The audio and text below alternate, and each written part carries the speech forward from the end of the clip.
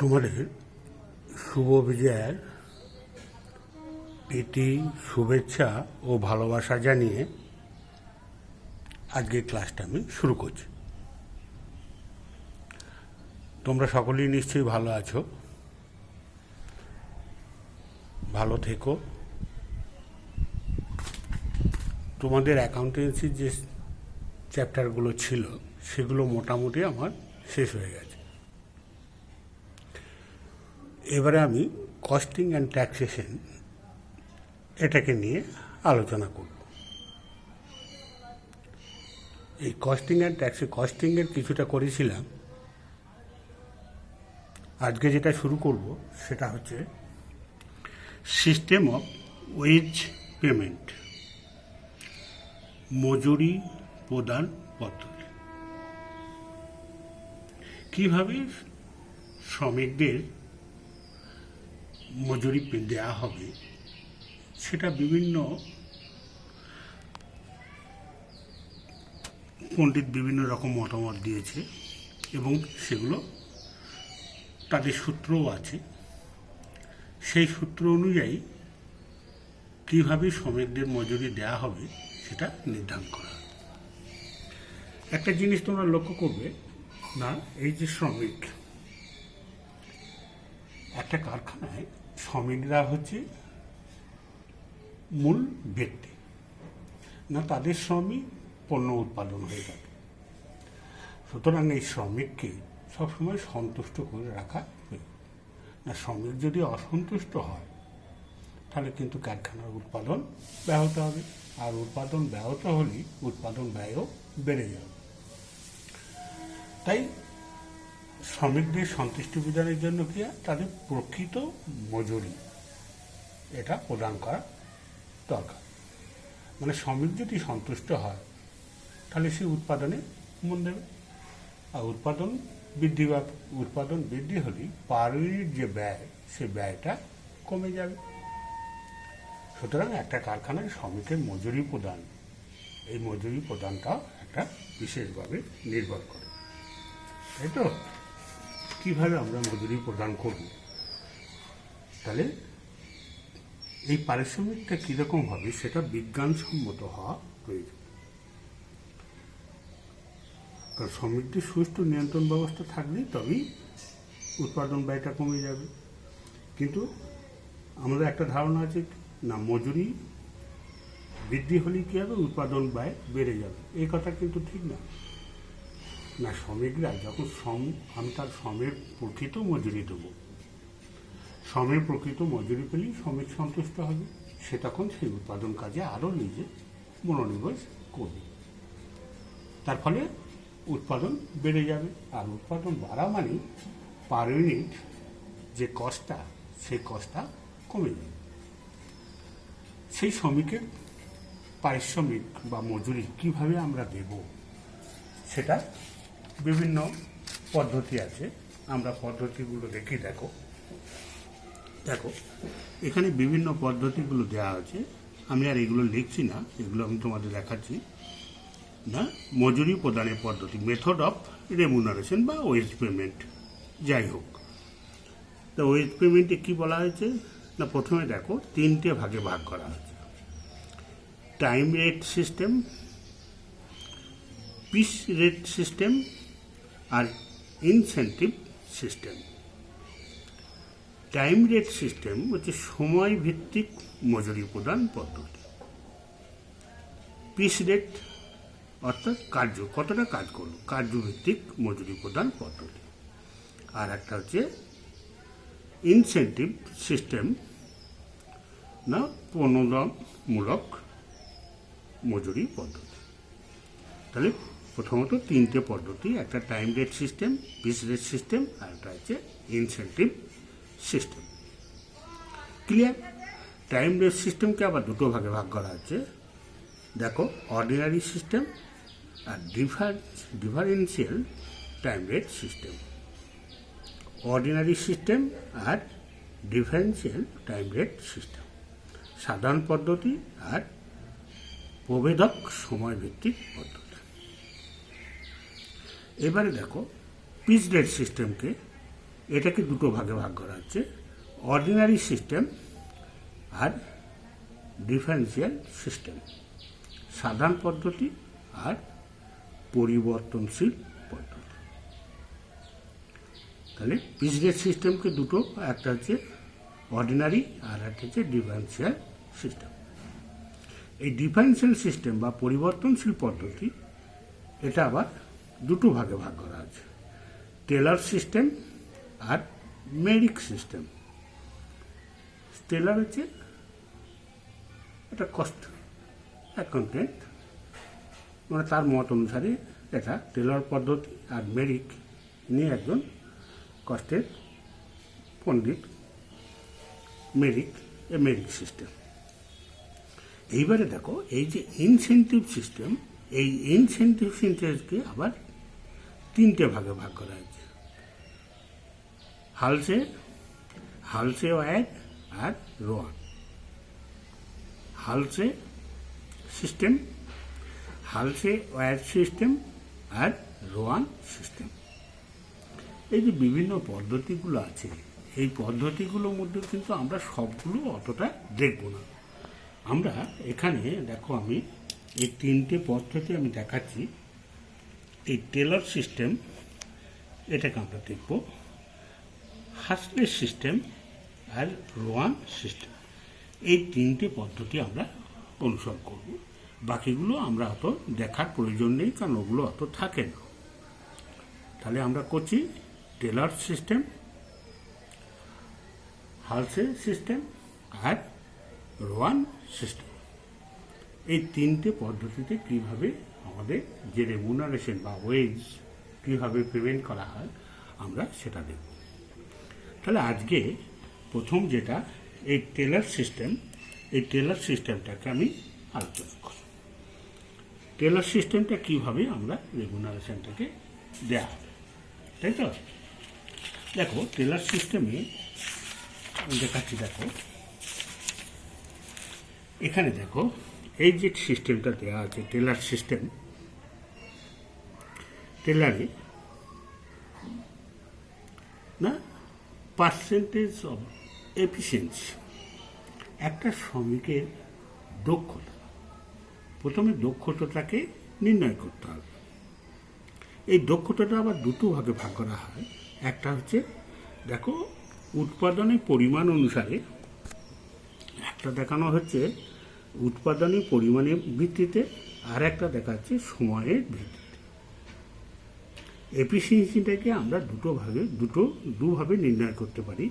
যেখানে কেবলমাত্র প্রোডাকশন দেওয়া আছে সেই প্রোডাকশনের ভিত্তিতে করতে পারবো, আর যেখানে সময় দেওয়া আছে সেখানে সময়ের ভিত্তিতে দুরকমভাবেই করা যায়। টোটাল প্রোডাকশন থাকলেও সেখানেও করা যাবে, আবার টাইম দেওয়া থাকলেও সেই টাইম অনুযায়ী করা যাবে। এই দুটো ভিত্তিতে একটা শ্রমিকের, এটা টেলর সিস্টেমে না, টেলর সিস্টেমে প্রথমে একটা শ্রমিকের তার দক্ষতা এফিসিয়েন্সি সেটা নির্ণয় করতে হবে। সূত্রটা কি দেখো, অ্যাকচুয়াল প্রোডাকশন মানে প্রকৃত যে উৎপাদন হলো, একটা শ্রমিক প্রকৃত যতটা উৎপাদন করলো, আর হচ্ছে স্ট্যান্ডার্ড প্রোডাকশন, অর্থাৎ কতটা তাকে আদর্শ ইউনিট দেওয়া হয়েছিল, কতটা দেওয়া হয়েছে। মনে করো একটা শ্রমিক কারখানায় বলা আছে যে তুমি 300 ইউনিট আদর্শ, এটা স্ট্যান্ডার্ড প্রোডাকশন বলা হচ্ছে 300 ইউনিট, মানে 300 ইউনিট উৎপাদন করতে হবে, কিন্তু একটা শ্রমিক করেছে 200 ইউনিট। তাহলে অ্যাকচুয়াল প্রোডাকশন সে করেছে কত, 200 ইউনিট, কিন্তু স্ট্যান্ডার্ড প্রোডাকশন কত, 300। মানে সেটা বলা হয়েছে 300 তুমি করা একটা শ্রমিক করবে, কিন্তু তার মধ্যে সে করেছে 200 ইউনিট। তাহলে সেখানে সে রেটটা এফিসিয়েন্সি কীরকম আসবে না, 200 মানে অ্যাকচুয়াল প্রোডাকশন 200 ইউনিট করেছে, 200 ইউনিট বাই 300 ইউনিট ইন্টু 100। এটা প্রোডাকশন অনুযায়ী, on the basis of production, অর্থাৎ যতটা স্ট্যান্ডার্ড প্রোডাকশন দেওয়া ছিল সে কত থেকে অ্যাকচুয়াল প্রোডাকশন সে কতটা করেছে ইন্টু 100। ক্লিয়ার? এটা না থাকলেও যদি ধরো টাইম দেওয়া থাকে, অর্থাৎ স্ট্যান্ডার্ড টাইম আর অ্যাকচুয়াল টাইম, স্ট্যান্ডার্ড টাইম হয়তো বলা হয়েছে যে 30 ঘন্টা একটা পণ্য উৎপাদন, কিন্তু একটা শ্রমিক সে 20 ঘন্টায় কাজটাকে শেষ করে দিল, তাই তো? একটা কাজ শেষ করতে বলা হয়েছে বা একটা ইউনিট তৈরি করতে বলা হয়েছে, একটা পিস তৈরি, মনে করো একটা পোশাকের পিস তৈরি করতে বলা হয়েছে যে 30 ঘন্টা সময় লাগবে, সেখানে সে 20 ঘন্টায় শেষ করে দিল অ্যাকচুয়াল। তাহলে স্ট্যান্ডার্ড টাইম কত দেওয়া ছিল? 30 ঘন্টা, কিন্তু অ্যাকচুয়াল টাইম সে কত করেছে? 20 ঘন্টা, তাই তো? অ্যাকচুয়াল টাইম 20 ঘন্টা। এটা উল্টোও হতে পারে, হয়তো স্ট্যান্ডার্ড টাইম 20 ঘন্টা দেওয়া ছিল, সে করেছে 30 ঘন্টা, ইন্টু 100%। তাহলে পার্সেন্টেজ অফ এফিসিয়েন্সি আমরা টেলরের নিয়ম অনুযায়ী আমরা দুভাগে করতে পারি। একটা হচ্ছে on the basis of production, আর একটা হচ্ছে on the basis of time. একটা হচ্ছে প্রোডাকশন অনুযায়ী, এটা প্রোডাকশন, আর এটা হচ্ছে টাইম, এটা টাইম অনুযায়ী। হয়েছে? ক্লিয়ার? আমি একটা উদাহরণ দিয়ে দেখিয়ে দিই। দেখো এটা কিভাবে করা হচ্ছে। এই যে সূত্রটা দেওয়া আছে, মনে করো পার্সেন্টেজ অফ এফিসিয়েন্সি আমি দেখাচ্ছি। দেখো, on the basis of production, মানে on the basis of production a worker produce 180 units during a day.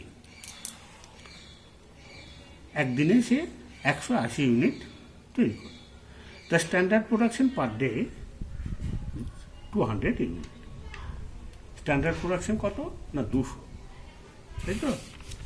তাহলে পার্সেন্টেজ অফ এফিসিয়েন্সি কত হবে? অ্যাকচুয়াল প্রোডাকশন মানে 180 ইউনিট তৈরি করেছে, আর স্ট্যান্ডার্ড প্রোডাকশন কত ছিল? 200 ইউনিট। তাহলে 180/200 ইন্টু 100 সমান হচ্ছে 90%। অর্থাৎ সেই ওয়ার্কারের এফিসিয়েন্সি হচ্ছে 90%, অর্থাৎ কর্মদক্ষতা হচ্ছে 90%। ক্লিয়ার? আর on the basis of time, যদি টাইম অনুযায়ী দেওয়া হয় তখন এটাকে এইভাবে করা হবে। অন দ্য বেসিস অফ টাইমে মনে করে একটা উদাহরণ দিচ্ছি। এ worker finished his work in 20 hours. In 20 hours the standard time for the work is 30 hours. একটা শ্রমিক তার কাজটা শেষ করেছে 20 ঘন্টায়, কিন্তু স্ট্যান্ডার্ড টাইম মানে স্ট্যান্ডার্ড টাইম কাজ প্রকৃত সময় দেওয়া ছিল কত? না 20 ঘন্টা। তাহলে এখানে স্ট্যান্ডার্ড টাইম কত? 30 ঘন্টা। আর সে করেছে কত? অ্যাকচুয়াল টাইম সে স্পেন্ড করেছে কত? কত ঘন্টা নিয়েছে? 20 ঘন্টা। তাহলে 30/20 ইন্টু 100 সমান হচ্ছে তার এফিসিয়েন্সি হচ্ছে 150%, 150%। ক্লিয়ার?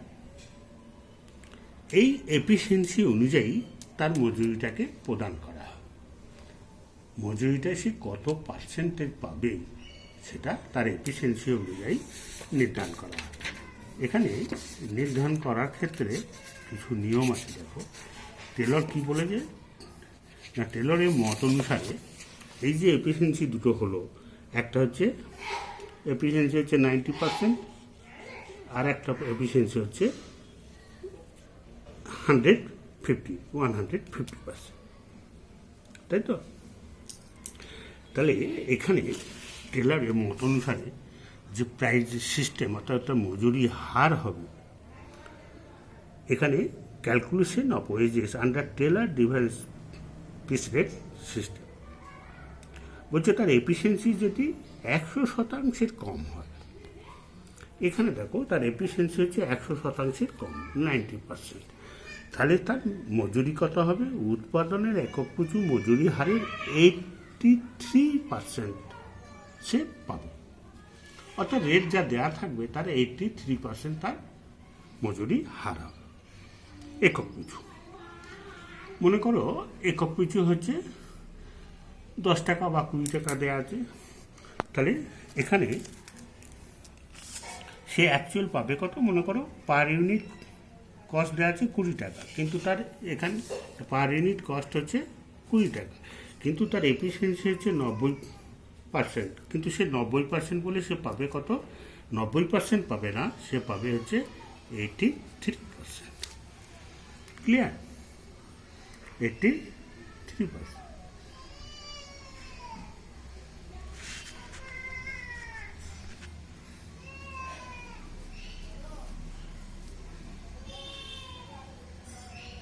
তাহলে দেখো 5-20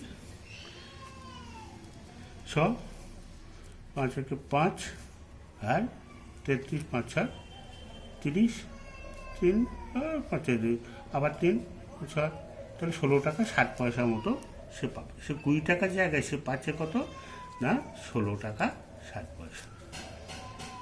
সে 20 টাকা কিন্তু পাচ্ছে না। এখানে মজুরি হচ্ছে নর্মাল রেট হচ্ছে পার পিস হচ্ছে 20 টাকা, পার ইউনিট 20 টাকা ধরো, কিন্তু তার যেহেতু তার 90% এফিসিয়েন্সি 90% হয়ে গেল, অর্থাৎ 100%-এর কম। এখানে টেলর বলেছে কি না 100%-এর কম হলে পরে তার মজুরি রেট হবে কত 83%। ক্লিয়ার? এখানে 83%, তাহলে এখানে 90% হলেও সে 90% পাবে না। হয়েছে? তার রেট মজুরি হবে টেলরের অনুযায়ী মজুরি হবে, যা রেট বলা থাকবে সেই রেট থেকে 83%। এইবারে আর একটা বলা আছে কি না 100 বা 100 বেশি হলে পার্সেন্টেজ মোর দেন 100, সে 100% হলো বা 100%-এর বেশি হলো, তখন তার মজুরি রেট হবে নর্মাল রেট হবে কত 125%, 125%। হয়েছে? 125%। এখানে দেখো এখানে রেট হচ্ছে 150 টাকা, 150 টাকা এফিসিয়েন্সি রেট বলছি, তার এফিসিয়েন্সি হচ্ছে 150%। কিন্তু 150% বলি সে মনে করো 20 টাকা পার পিস বলা আছে, পার পিস বা পার ইউনিট যাই হোক না কেন, সে কিন্তু পাবে এখানে 150 পাবে না, সে কত পাবে না 125/100। হয়েছে? তাহলে 4 25 100, 5 25 5 5 4 5, তাহলে সে তার পার ইউনিট মজুরি হবে কত তার 25 টাকা। এখানে এফিসিয়েন্সিটা যেহেতু বেশি, এফিসিয়েন্সি হচ্ছে 100-এর বেশি, 100-এর বেশি হলে সে 150ই পাবে না, সে পাবে কত 150 নয়, সে পাবে বলছে টেলরের মত অনুযায়ী 125% পাবে। হয়েছে? তাহলে 100-র কম হলে পাবে 83%, আর 100-র বেশি হলে পাবে 125%। কিন্তু এটা নিয়েও আবার দুমত আছে, বিভিন্ন লেখক আবার বিভিন্ন রকম মত দিয়েছে। তোমরা এই নিয়মটাকে ফলো করবে। এখানে আবার অনেকজন বলেছে কি দেখো এখানে বলছে যে 80% এটা অদক্ষ শ্রমিকদের জন্য, আর হচ্ছে 120% হচ্ছে দক্ষ শ্রমিকদের। এখানে কোনো কোনো জায়গায় 80%ও দেখানো আছে বা 83%ও দেখানো আছে, আবার দক্ষ 120%ও দেখানো আছে। যাই হোক, যাই দেখা না কেন তোমরা কিন্তু এই রেটটাকে ফলো করবে। আমি যেটা বললাম, যেটা 100%-এর কম হলে পরে 83% ধরবে, আর 100%-এর বেশি হলে পরে 100 বা 100-এর বেশি যাই হোক না কেন সেখানে তোমরা ধরবে কত 125%।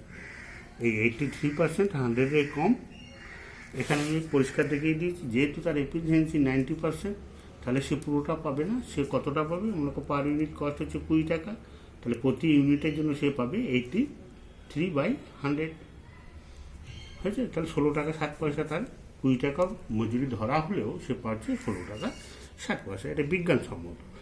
আরেকটা, যেহেতু তার এফিসিয়েন্সি 150% মানে 100-এর বেশি, তাহলে সে পাবে মজুরি পাবে কত 20 হচ্ছে পার ইউনিট বলা ছিল, পার ইউনিট মজুরি, তাহলে 125/100 সমান তার মজুরি হচ্ছে কত না এখানে তার মজুরি হয়ে যাচ্ছে 25 টাকা। হয়েছে? তাহলে তার মজুরি বেশি হচ্ছে, যেহেতু তার এফিসিয়েন্সি, যে কাজ বেশি করবে তাকে বেশি মজুরি দেওয়া হবে, যার দক্ষতা বেশি হবে তাকে বেশি মজুরি প্রদান করা হবে বিজ্ঞানসম্মতভাবে, তবেই শ্রমিক আরও বেশি উন্নত করবে। এইভাবে একের পর এক এইভাবে টেলরের পরবর্তী দিনে আর একটা অঙ্ক দিয়ে আমি তোমাদের দেখাবো।